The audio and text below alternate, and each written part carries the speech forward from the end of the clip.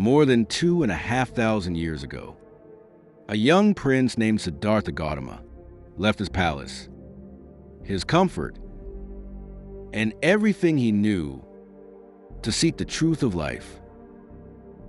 He had everything a person could want: wealth, pleasure, power, and yet he felt an emptiness that no luxury could fill. He saw sickness, old age, and death, and realized that suffering touches every human being. His search led him to a moment of awakening under the Bodhi tree, a moment of seeing clearly what life truly is.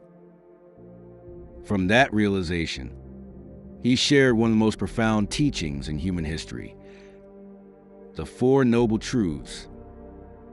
These truths are not about belief. They are about experience, about understanding the nature of life and the mind.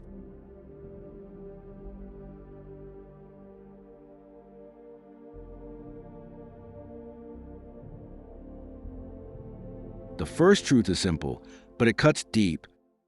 Life involves suffering. This doesn't mean life is only pain. It means that, even in moments of joy, there is an undercurrent of impermanence, a quiet unease that reminds us nothing lasts forever.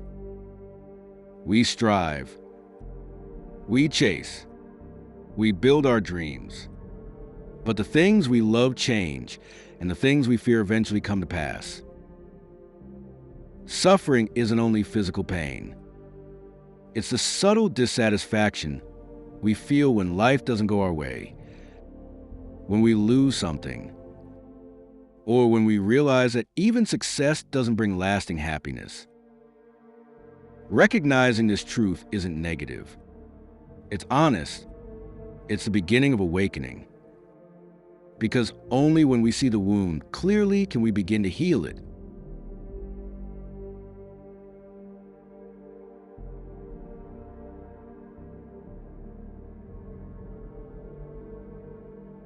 The second truth explains why we suffer.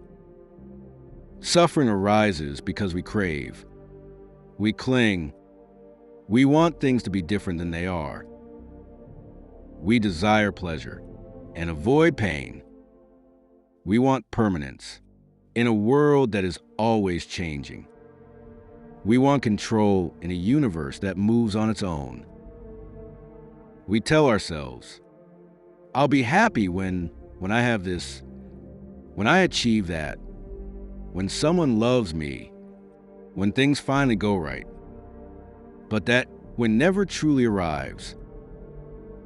Even when we get what we want, the satisfaction fades, and new desires take their place.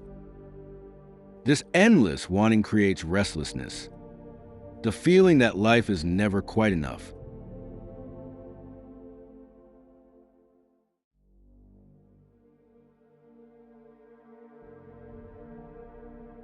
The third truth brings hope.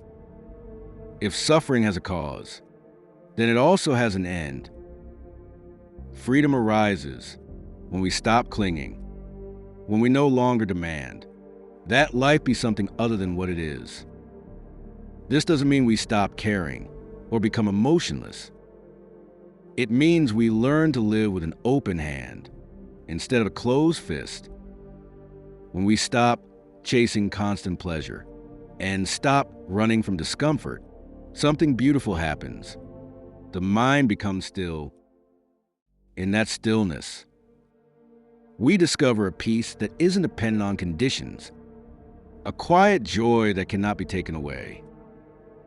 That is the essence of true freedom, a mind untouched by craving or fear.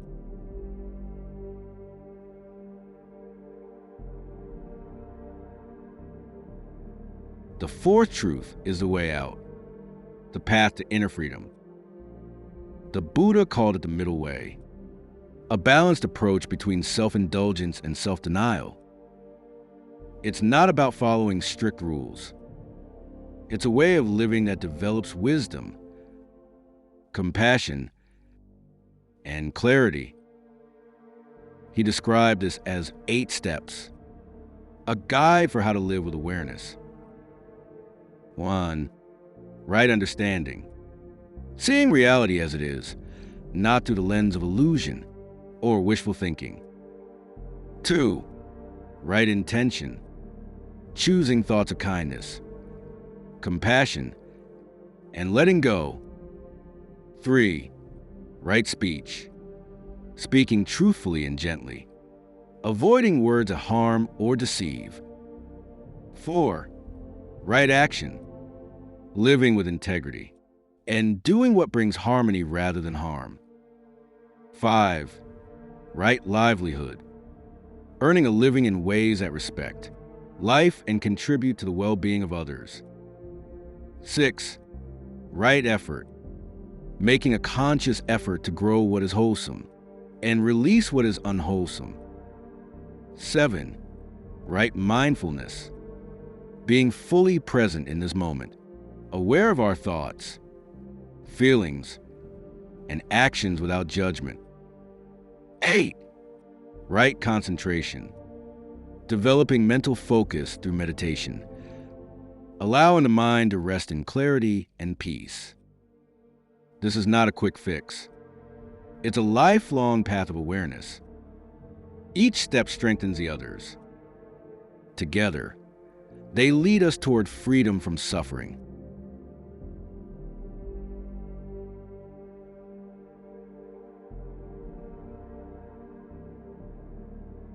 The Four Noble Truths are not just philosophy. They are a mirror. Every day, we can see them in our own lives, in our frustrations, our longings, our fears, and our hopes. When we understand them, we stop fighting against life and begin flowing with it. Suffering becomes a teacher, not an enemy. Desire becomes a doorway to awareness. Every challenge becomes an invitation to awaken. We begin to realize peace was never something to find. It was always within us, waiting to be seen.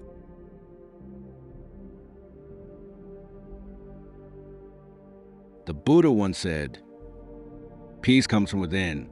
Do not seek it without." The Four Noble Truths are not meant to be believed blindly. They are meant to be discovered through your own experience, your own awareness, your own heart.